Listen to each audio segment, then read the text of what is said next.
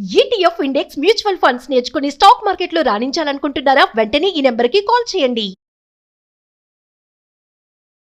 నమస్తే, welcome back to Suman TV. Present మనతో పాటు ఉన్నారు సీనియర్ ఐపీఎస్ ఆఫీసర్ రెడ్డన్న గారు.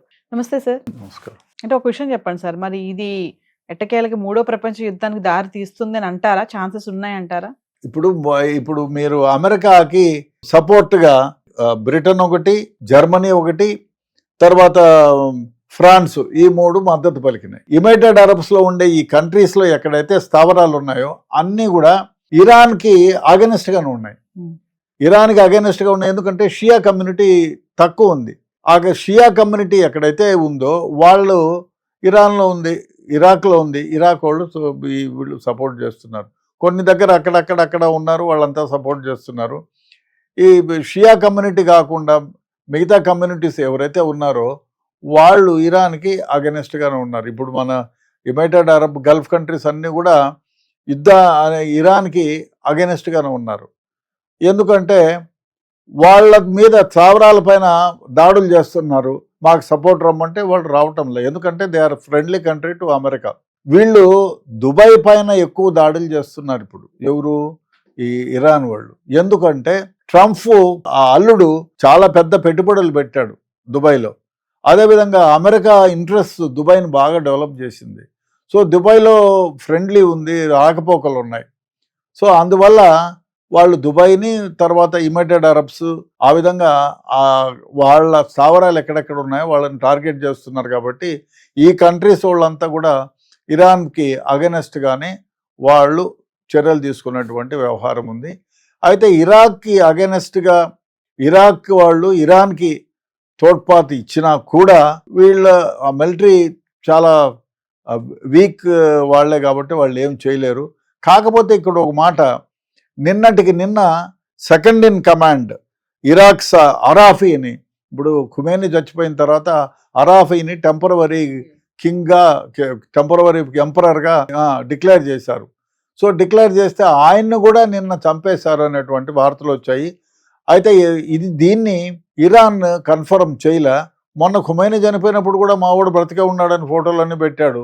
తర్వాత వీడియోస్ అన్ని బయటకు వచ్చిన తర్వాత ఎస్ చనిపోయాడని. ఇప్పుడు ఈ అరాఫీ కూడా చనిపోయాడు అనేటువంటిది చేస్తున్నారు. ఆయన భార్య చనిపోయింది. ఎవరు? ఖుమైనీ భార్య చనిపోయింది, కొడుకు చనిపోలే, కోడలు, కూతురు, మనవరాలు అందరూ చనిపోయారని. చూడాలి మనం. ఇప్పుడు ఈ కమాడిటీస్ రేట్లు పెరుగుతాయి. ఈ అమెరికా ఏమో దే వాంటెడ్, నా దగ్గరికి రాజుకు వస్తే ఐ హ్యావ్ నో అబ్జెక్షన్ అన్నాడు. I'm against certain things, policies. So దానికి అగెనెస్ట్గా ఉన్నాడు, నా దగ్గరికి వస్తే. కానీ వీళ్ళు ఇరాన్ వాళ్ళు మేము రాజు పోయేది లేదో, చూసుకుంటాం, అంతం చేస్తాం, అంతు తెలుస్తామని వాళ్ళు అంటున్నారు. సో ఈ విధంగా జరుగుతూ ఉంది. మరి యుద్ధము అమెరికన్ ప్రెసిడెంట్ చెప్పిన దాని ప్రకారం ఇంకా 2-3 వారాలు పైగానే యుద్ధం జరిగే వ్యవహారం ఉంది అని అంటున్నారు. మరి చూడాలి, వేచి చూడాలి ఇవాళ ఏం జరుగుతుంది. పోనీ అరాఫీనే చనిపోయి ఉంటే who is in next command in next second was died అని అనుకుంటే నెక్స్ట్ ఎవరు వస్తారు? ఇంకోటి ఏమంటే, అక్కడ ఈ ఖుమేనీ 1980లో ఆయన హెడ్గా ప్రకటించుకున్న తర్వాత ఆయన మత ఛాందసవాదాన్ని పెంటి పోషించినాడు. సో దానివల్ల ఒక సెక్టర్ ఆఫ్ పీపుల్ దానికి అగెనెస్ట్గా ఉన్నారు. అందుకనే సంతోషంగా అన్ని పండుగల్లాగా జరుపుకుంటున్నారు వాళ్ళు. ఎందుకంటే ముందు 1970 షా రెజ్యూమ్లో it was like a Paris. మేము పోయినప్పుడు కూడా ఇరాన్కి నేను సందర్శించినప్పుడు కూడా అదే మాట అన్నారు. 2 సార్లు వెళ్ళాను, 1997, 1998లో. అప్పుడు మేము ఈ షా వచ్చిన తర్వాత, షా ఉన్నంత వరకు మేము హ్యాపీగా ఉండేవాళ్ళం. ఇక్కడ బీచ్లో చిన్న చిన్న చెడ్డీలు వేసుకొని తిరిగేవాళ్ళం, హాయిగా ఉండేది. ఈయన వచ్చిన తర్వాత ఆంక్షలు పెట్టినాడు. వితౌట్ మాన్తో ఎవరు స్త్రీ బజార్లో తిరిగినా కూడా వాళ్ళపైన శిక్షలు అమలుపరిచారు. లాంగ్ గౌను, మాన్తో ఉండాల్సిందే, ఈ విధంగా చాలా ఆంక్షలు పెట్టారు. కాలేజీల్లో, స్కూళ్లకు ఆడపిల్లల్ని పోకూడదానికి ఏదో ఇట్లాంటి ఆంక్షలు చాలా పెట్టారని లేడీసు చాలా బాధగా ఎక్స్ప్రెస్ చేసిన. అప్పుడే మామూలుగా ఇండోర్లో మాట్లాడుకుంటే, మేము ఇండియన్ ఎంబసీ తరఫున was there for a month, ఒకసారి నెల, ఒకసారి 2 నెలలు ఉన్నాను. అప్పుడు ఎక్స్ప్రెస్ చేసేవాళ్ళు ఇంతకుముందు ఇట్లుండేది. అక్కడ వాళ్ళు దే లవ్ డ్రింకింగ్ వైన్, ఇండ్లలో వైన్స్ తయారు చేసుకుంటారు వాళ్ళు.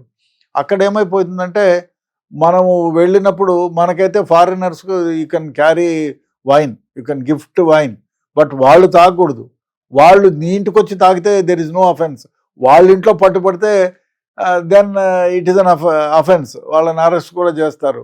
సో ఆ విధంగా ఆంక్షలన్నీ ఉన్నాయి కాబట్టి ఆ దేశంలో ఒక సెక్టార్ మనుషులు ఖొమైనీకి అగెనిస్ట్గానే ఉన్నారు. అంటే సార్ అసలు ఒక విషయం చెప్పండి, ఇరాన్ టార్గెట్ ఏంటి అసలు?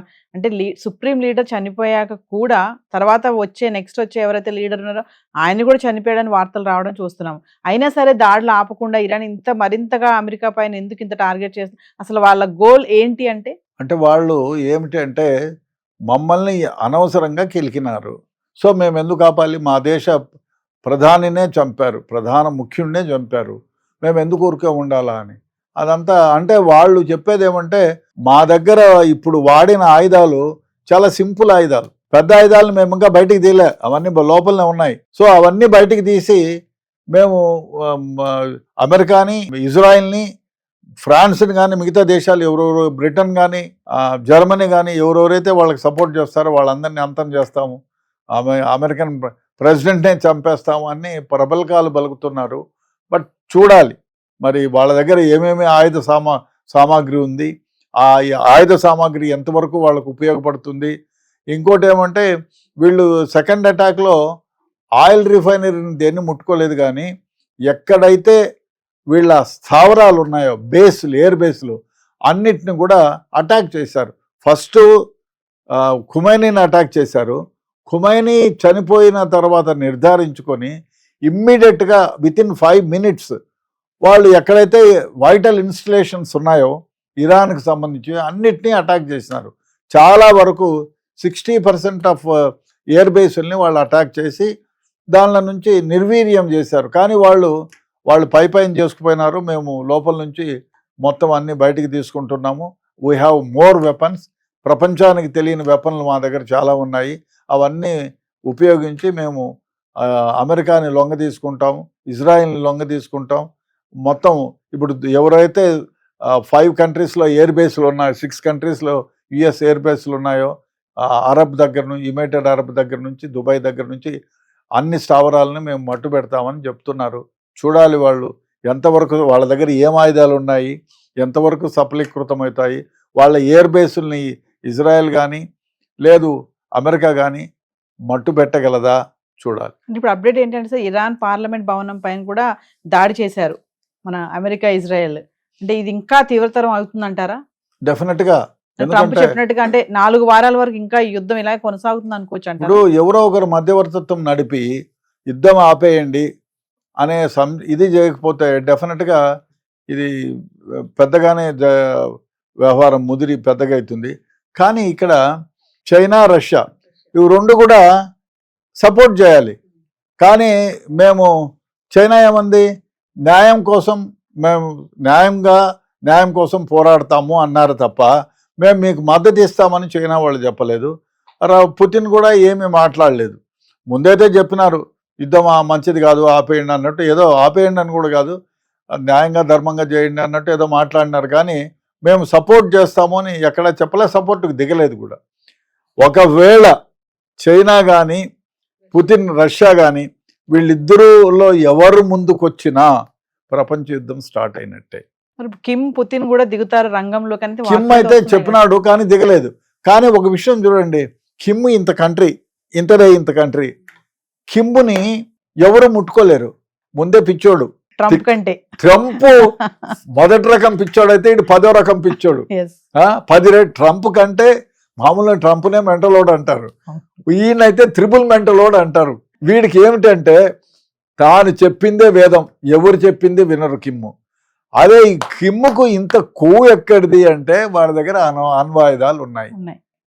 అందువల్ల వాడు ఏమన్నా అంటే వేసేస్తాను, పోరపో, నేను చస్తాను, వాడిని చస్తాను, kill me, I don't mind to kill you అంటాడు. నన్ను చంపకముందే నీ దేశాన్ని మొత్తం చేస్తాను. ప్రపంచాన్ని నేలమట్టం చేసేటువంటి పవర్ఫుల్ బాంబింగ్స్ వాడి దగ్గర ఉన్నాయి. సో న్యూక్లియర్ బాంబ్స్ ఉన్నాయి కాబట్టి వాడిని జోలికే పోరు, దండం పెట్టి పోరా నాయన అంటారు. వాడు ఎవరన్నా మొహాన్ని ఉమ్మేసినా, పిచ్చోళ్ళు ఉమ్మేసినా తుడుచుకొని పోయే పరిస్థితే ఉంది. కానీ కిమ్ని ఎవరు, ఒకవేళ కిమ్ దిగితే ప్రపంచ వారే. మూడో అప్పుడు ఏం ప్రపంచ చేస్తారు, ముందు కిమ్ను మట్టి పెట్టేదానికి చూస్తారు, లేకపోతే వాడు అణుబాంబులు వేస్తే ప్రపంచం నాశనం అయిపోతుంది, థర్డ్ వరల్డ్ వార్ అవుతుంది. సో కిమ్ము అదొకటి. మన దగ్గర కూడా అణ్వాయుధాలు ఉన్నట్టే, అయితే పాకిస్తాన్ దగ్గర అణ్వాయుధాలు ఉన్నాయి. దానికి ఎవరు సపోర్ట్ చేశారు? యుఎస్ఏ, అమెరికానే సపోర్ట్ చేసింది. కానీ మా అమెరికా ఎందుకు యుద్ధాన్ని మనకు మొన్న జరిగిన యుద్ధంలో అమెరికా మధ్యవర్తిత్వం ఎందుకు చేసింది? ఎందుకంటే వాళ్ళు సపోర్ట్ చేసినటువంటి ఆయుధాలు ఏమైతే ఉన్నాయో, అదేవిధంగా అణ్వాయుధాలు ఏమైతే ఉన్నాయో అవన్నీ పాకిస్తాన్ దగ్గర ఉన్నాయి. అందుకని ఇది వరల్డ్ వార్కు అవుతుందేమో, వాళ్ళు ఏదైనా తొందరపాటు చర్యలు చేస్తే అనే ఉద్దేశంతో మధ్యవర్తిత్వం చేసి ఆపారు. చూడాలి. కిమ్ కానీ, చైనా కానీ, రష్యా కానీ, ఈ మూడు ఏదైనా వైపు అంటే ఇరాన్ వైపు కన్నా దిగితే డెఫినెట్గా మిగతా దేశాలు కూడా ఆయనకి అగెనిస్ట్గా దిగాల్సి వస్తుంది. దిగితే డెఫినెట్గా మరో ప్రపంచ యుద్ధం, మూడో ప్రపంచ యుద్ధం అయితే బయటకు వస్తుంది. ఇంకో విషయం ఏమంటే, మనము ఇరాన్తో 500 సంవత్సరాలుగా ఫ్రెండ్షిప్ ఉంది. మా హైదరాబాద్లో తీసుకోండి, మొత్తం యావత్ ఇండియాలో ఇరానీ చాయ్ అన్నా, ఇరానీ బిర్యానీ అన్నా, ఇరాన్కి సంబంధించినట్టు చాలా కమాడిటీస్ మన దగ్గర ఉన్నాయి. ఇరానియన్లు చాలామంది 500 సంవత్సరాలుగా మన దగ్గర నివాసం ఏర్పరచుకున్నారు.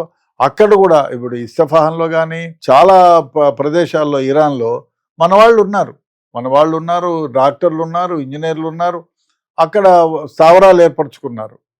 మరి మనతో ఎందుకు మనం ఎందుకు వాళ్ళకి సపోర్ట్ చేయలేదు అంటే, పాకిస్తాన్ మన దగ్గర దాడి చేసినప్పుడు కాశ్మీర్ వ్యవహారంలో ఆయన ఖుమేని చాలా వ్యాఖ్యలు చేశాడు. సో దానివల్ల వ్యాఖ్యలు చేసి కాశ్మీర్ వాళ్ళదే అన్నట్టు మాట్లాడినారు. కాబట్టి మన దేశ వ్యవహారాల్లో ఖుమేని తలదూర్చాడు. కాబట్టి మనం వాళ్ళని ఫ్రెండ్లీగా ఉన్నా సపోర్ట్ చేయలేని పరిస్థితి. సో అది వ్యవహారం. చూడాలి. ఇంకా ఇంతవరకు అయితే మద్దతు ఎవరికీ ప్రకటించలేదు, మనం తటస్థంగానే ఉన్నాం. సో జనరల్గా అయితే మనం ఇరాన్కి సపోర్ట్ చేయాలి, కానీ చేయలేదు. ఎందుకంటే ఖుమైనీ కొన్ని వ్యవహారాల్లో మన పాకిస్తాన్తో మన యుద్ధం కానివ్వండి, అక్కడ కాశ్మీర్లో మిలిటెంట్స్ వ్యవహారంలో కానివ్వండి, మొన్న జరిగిన యుద్ధంలో కానివ్వండి, కాశ్మీర్ పాకిస్తాన్ వాళ్ళదే అన్నట్టు ఆయన సపోర్ట్ చేసినారు. కాబట్టి మనం తటస్థంగా ఉండాల్సిన పరిస్థితి ఏర్పడింది. తటస్థంగానే ఉన్నాం. Thank you.